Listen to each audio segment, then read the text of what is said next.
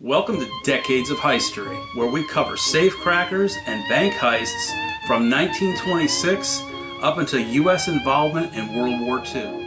It is April 1926, and April rolls on to Part 3, as we meet a criminal with the nickname the Candy Kid, and wonder if he is as sweet and gentle as his nickname suggests. We experience our first New Hampshire robbery, short-lived as it was. We break for a bunch of quick hitters with a police lieutenant turned safecracker, a 1923 robber sentenced to 10 years, warnings about yeggs in the vicinity, and citizens versus yeggs. We hear about a shootout between robbers and bank transporters, and we conclude with even more confusion. In previous episodes we discussed Oklahoma Blackie and Three-Fingered Jack. Now we meet Three-Fingered Blackie. Seriously. So first up is Richard Reese Whitmore, Jr., also known as the Broadway Bandit, but most people are familiar with him as the Candy Kid. So we go to April 1926 and a crowded Grand Central Station in New York City, where we see Whitmore being described as being in, quote, an ugly disposition, end quote, upon his transfer from New York City to Buffalo, New York. In fact, he attacked a cameraman while getting on the train. He was to face trial for the murder of one bank messenger and a bank guard from a heist back in October of 1925 of the Bank of Buffalo. That robbery netted $92,000 for the thieves. The driver/messenger was named Charles Clifford, and the bank guard was Louis Yarrington. Now, despite Whitmore, the Candy Kid, being in an ugly disposition, Detective James Quigley noted that the trip to Buffalo was actually uneventful, and he should know what with him and Whitmore being shackled together. In fact, apparently Quigley and some other detectives played card games, and Whitmore participated. During these games, Whitmore showed no enmity towards the detectives, and according to Quigley, even recounted some other crimes that he had committed in New York City, including holdups. So Whitmore was clearly very comfortable. In fact, Whitmore was so comfortable that he described the killing of the prison guard back in Baltimore, named Robert Holtman. Quote, I could have beat the murder charge in Baltimore, damn it. This was Whitmore confiding to Quigley, though he gave no reason for why he would have said that. It's just sounds like an off-the-cuff comment. Whitmore was indignant that Anthony Palladino and other members of the so-called Candy Kid gang allegedly confessed. Another Whitmore quote, I made lots of money for them, and then they go and squawk, end quote.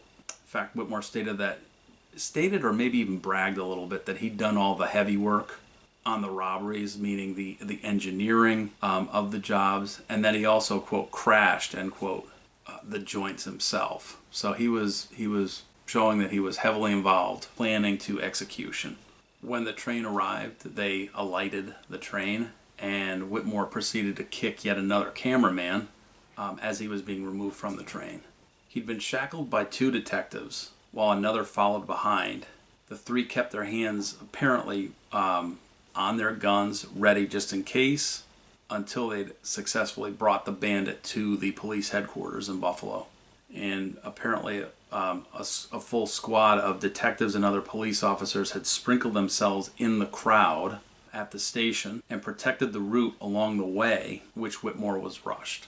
Whitmore was then booked on murder, and then he gave his personal details.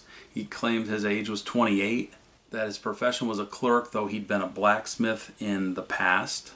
He gave his address as 1301 East Boulevard in Cleveland, Ohio, which is strange because he is a New York City, New York State guy, and definitely East Coast oriented. Later on, he was described as being in, quote, a vicious mood, end quote, upon being held in a jail and under heavy guard. So why was he in that vicious mood? Well, he'd wanted to be extradited or taken back to Baltimore to be charged. Apparently he had friends in Baltimore. So East Coast guy with New York and Maryland connections. Whether by friends he meant prison mates, maybe ex-cellmates or people who could help pull strings. We don't know. According to the Washington Times, quote, Whitmore appeared to realize that Buffalo was but a stopover on the road to the electric chair, end quote. And maybe a little bit more on his ugly disposition and vicious mood. Apparently during this train ride, Whitmore told Chief Detective Austin J. Roche, quote, if I burn for this Buffalo job, others are going to burn with me, end quote. April 4, 1926, the Supreme Court in Buffalo. Whitmore was set to be arraigned before Justice Noonan on the charge of participating in the Bank of Buffalo robbery and murders back in October of 1925. District Attorney Guy B. Moore set the wheels in motion for the trial to begin shortly at April 9th and professed such confidence in convicting Whitmore that he didn't even bother interviewing Whitmore. Moore went on to say, quote, Detective Chief Roche has dug up a lot of new evidence in Buffalo and New York. So, end quote, presumably New York City. According to Moore, that drew a connection between Whitmore and the Bank of Buffalo murder and robbery. And Moore went on to say, quote, I now have an ironclad case abasing him, end quote. April 5th, 1926, the next day, Whitmore was identified by 20 witnesses as a member of the gang that did perpetrate the robbery and murder. Among the witnesses were employees of a garage where the automobile that was used by the bandits who did do the crime was kept and stored the night before the robbery. In a near case of mistaken identity, 2 employees of that garage had actually previously identified photographs of Harry Harris, who was a notorious area holdup man, well known as the person who'd left the automobile in the garage overnight and called for that automobile about a couple hours before the robbery took place.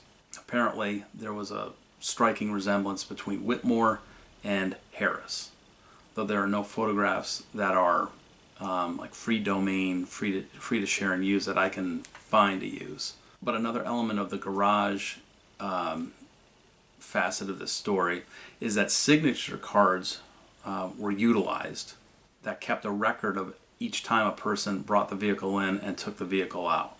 Cards of the car that was used, the owners of the bandit car, we'll call it, apparently were in the same handwriting that resembled Whitmore's examples that they had of Whitmore. This is all according to the district attorney, Moore. In addition to the garage employees, there was a rooming house woman on Franklin Street who tells that the night before the robbery, 3 men took a room at her place and then left the next morning and never returned. And this rooming house witness was one of the 20 who we referenced earlier. She ended up picking Whitmore out of a lineup of 5 and identified him as one of her lodgers. And then later that day, Whitmore was set to be arraigned before Justice Noonan on an amended charge, an amended indictment, charging him with first-degree murder in connection with the bank robbery. April 6, 1926. According to descriptions, Whitmore wore a dark suit, was in need of a shave when he arrived to court, where he pleaded not guilty.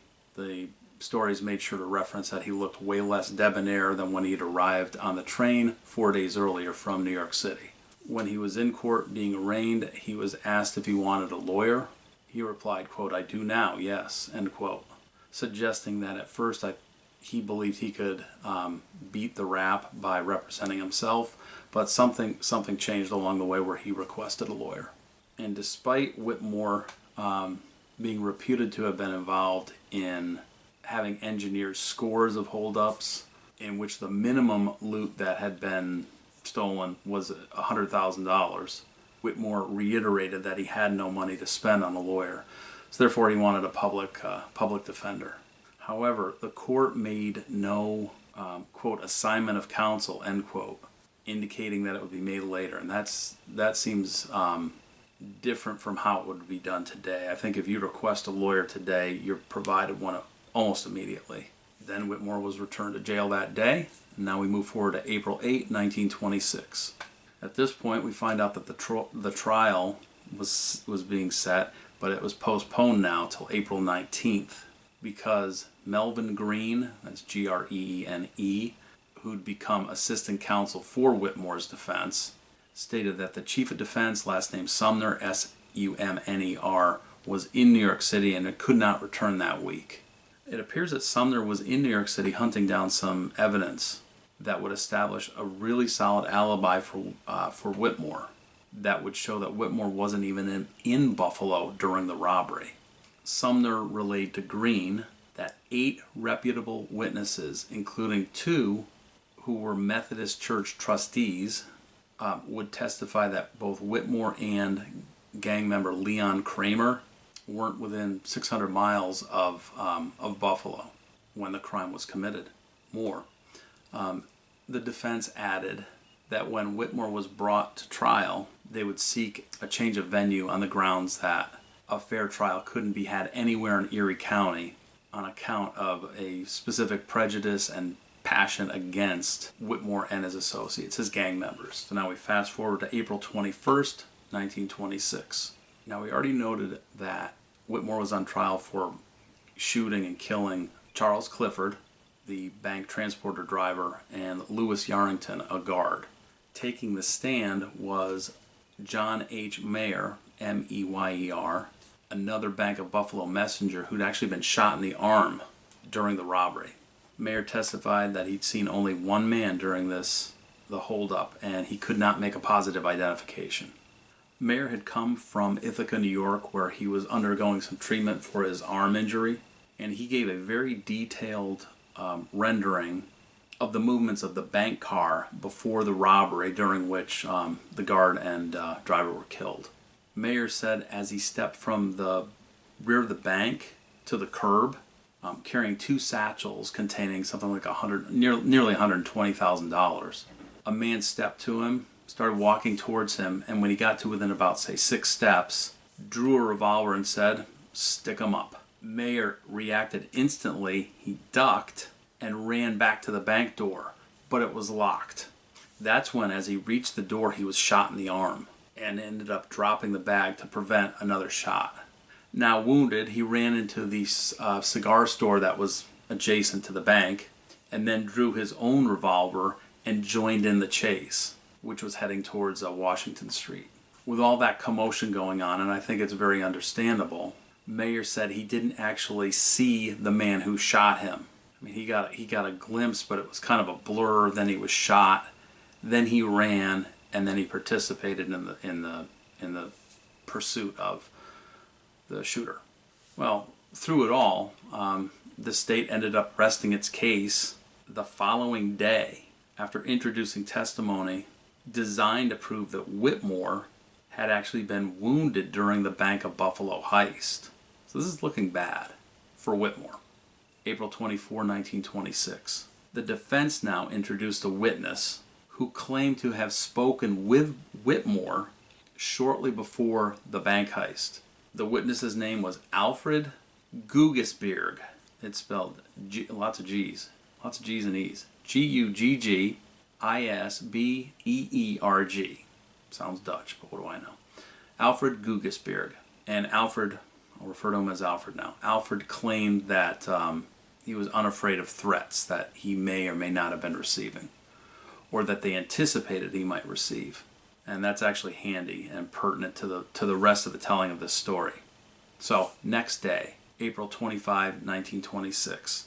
The New Britain Herald subtitled its story, subtitled that it noted bribery charges, defense witness allegedly paid, accused, and more.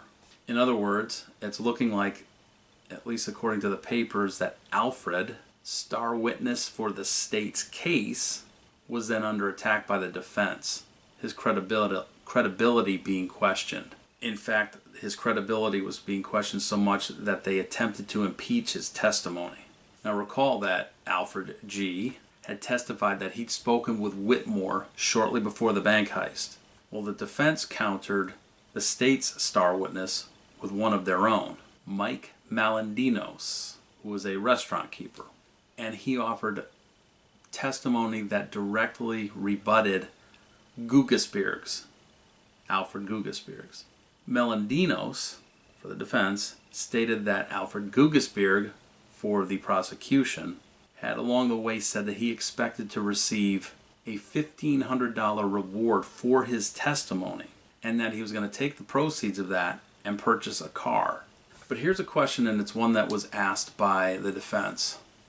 Why was Gugisbeerg there at the bank, out front of the bank, shortly before the heist? Well, it's easy. You ask him. So when asked, Gugisbeerg said he was there to make a deposit. Makes sense. So the defense called Roy W. Clark, a bank clerk at that bank. Clark testified that Gugisbeerg hadn't made a deposit in 2 years. So now the defense lead, Sumner, ended up questioning detectives J.J. Cronin and Walter C. Sullivan, both of New York City. So why was he questioning them? Cronin and Sullivan recalled when visiting Whitmore in his cell in the Tombs, the famous jail, prison in New York City, the Tombs, that Whitmore claimed that if he went down, those other rats would too, something like that. And it appeared that he was referencing back to that Anthony Palladino and another man whose name kind of comes out of nowhere and doesn't necessarily fit in with some of the other names we've seen, Palladino and Kramer, for example. This is William Unkelbach, Unkelebach, who may have been a gang member. But again, according to Cronin and Sullivan, Whitmore was referencing them, that they would burn too. So the defense pressed these detectives when they were being questioned on the stand. And they admitted that neither Palladino nor Unkelbach, nor even Whitmore himself had confessed or in any way suggested that they'd been involved in the Bank of Buffalo heist. Furthermore, a druggist, pharmacist, Max A. Satz, S-A-T-Z, who operated a store in Columbus Circle, which was about 5 blocks from a place where Whitmore had been living for a short time previous to the robbery. So it seemed that Satz was able to identify his vehicle that had been stolen September 30th, 1925, and that subsequently had been used in the robbery. And District Attorney Moore, over the objections of of Sumner, the defense lead, was permitted over Sumner's objections to enter into evidence 2 books of matches that had been found in the car, Satz's car, that had been stolen and allegedly used in the robbery. The matchbooks bore the name of a company at 21 Broadway Street in New York City. The district attorney said that the matchbooks had been gathered up along the way casually by the robbers from a place nearby where Whitmore and the gang admitted frequenting. There were still 8 more people left set to take the stand, and the defense still clung on to this witness who stated that Whitmore had actually been in Philadelphia, Pennsylvania on the morning of the crime. So that would maybe give them that distance that they'd referenced earlier, 600 miles away. So some questions. Had Whitmore been in Philadelphia or Buffalo or somewhere else, maybe in New York? Was Gugisbeerg telling the truth? Had he been bribed? Was Melandinos telling the truth? Had he been coerced, threatened, or bribed? So what happened as this trial came to conclusion? Unfortunately, we don't have that information in April of 1926. So hopefully in May we'll be able to conclude the story of the Candy Kid. Incidentally, there is a ton of information online about his story. There's a book, The Tiger Girl and the Candy Kid, a Wikipedia page, all sorts of website entries that include his story, his and Margaret Whitmore's story. There's a Smithsonian article. There's tons of photographs. None of the photographs are free to be able to be republished. But if you're interested in finding out more information before May of 1926, tons to look for. But for now, we're going to head to New Hampshire for a much tidier story. April 16, 1926, Manchester, New Hampshire.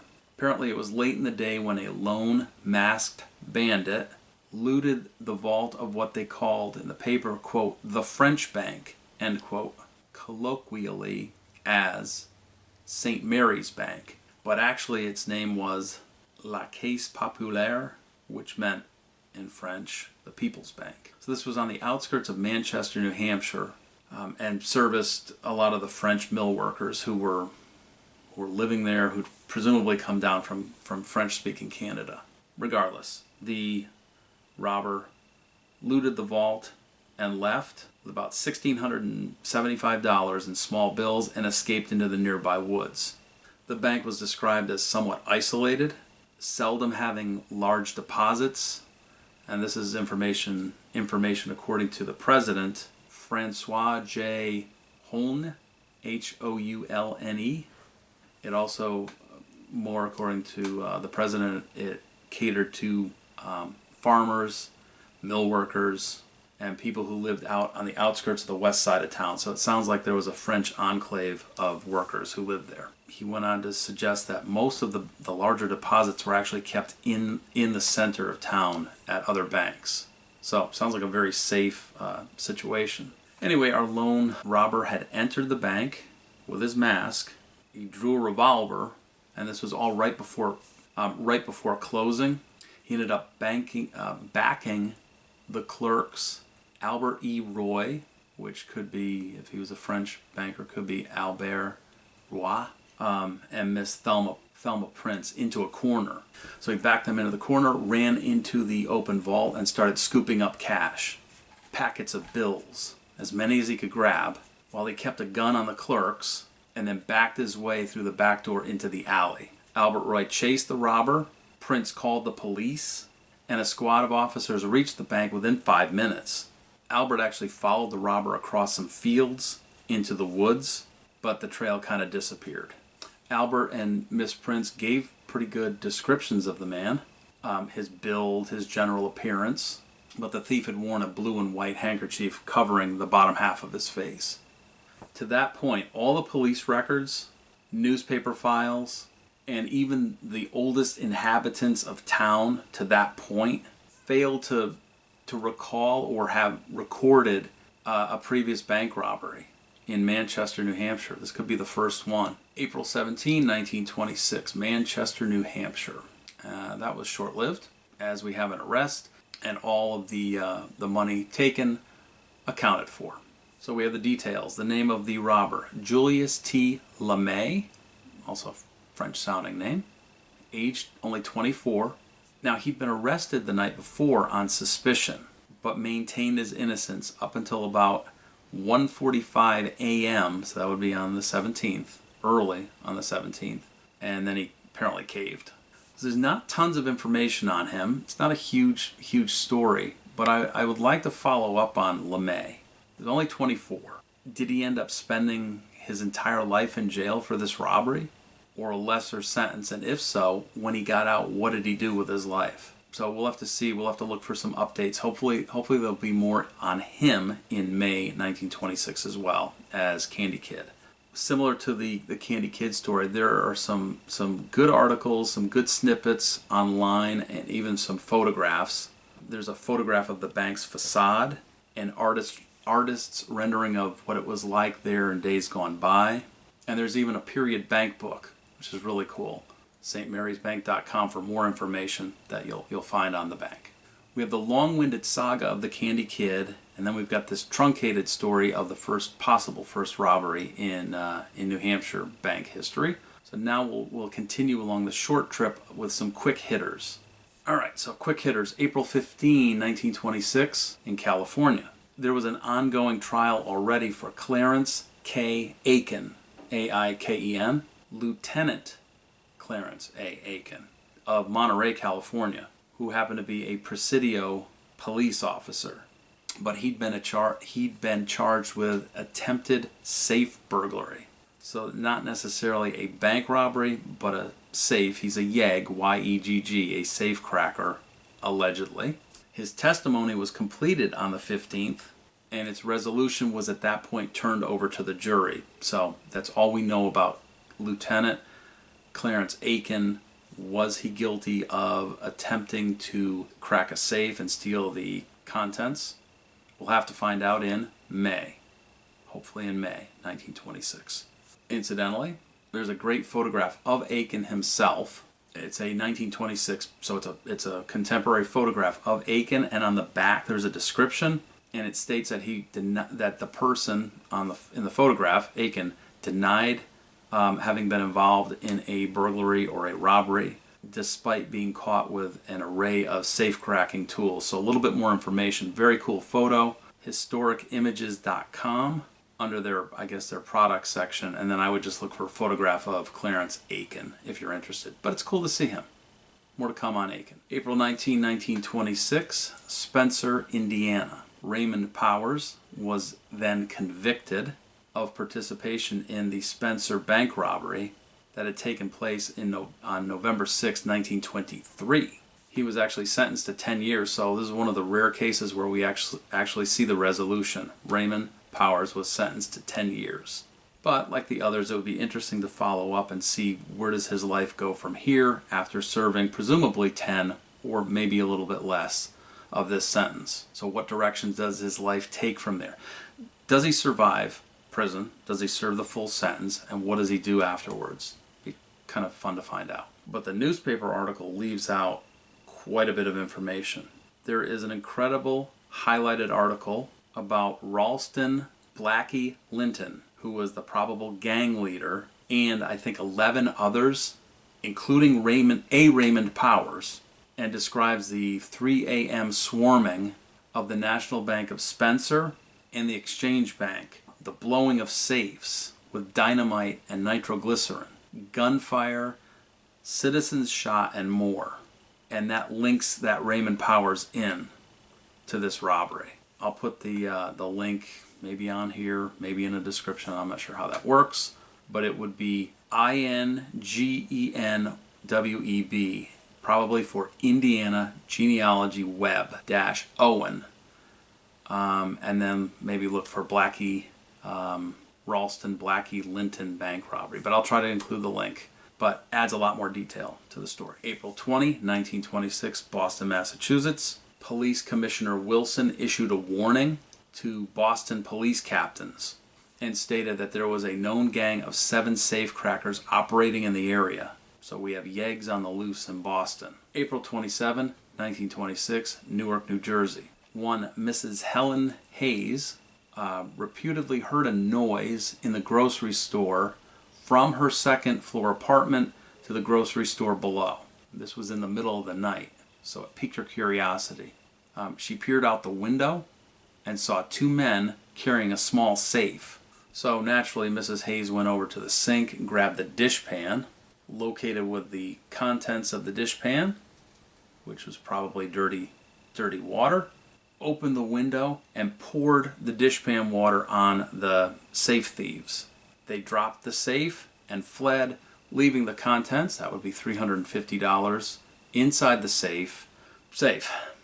April 30, 1926, Cincinnati, Ohio. Back to bank messengers. We have 2 bank messengers here who are transporting money, about $20,000 in their automobile, from the post office to the First National Bank at Norwood, Ohio. A gunfight erupted between robbers and the messengers were hit and seriously wounded, but they bravely defended that soon-to-be bank deposit from the post office.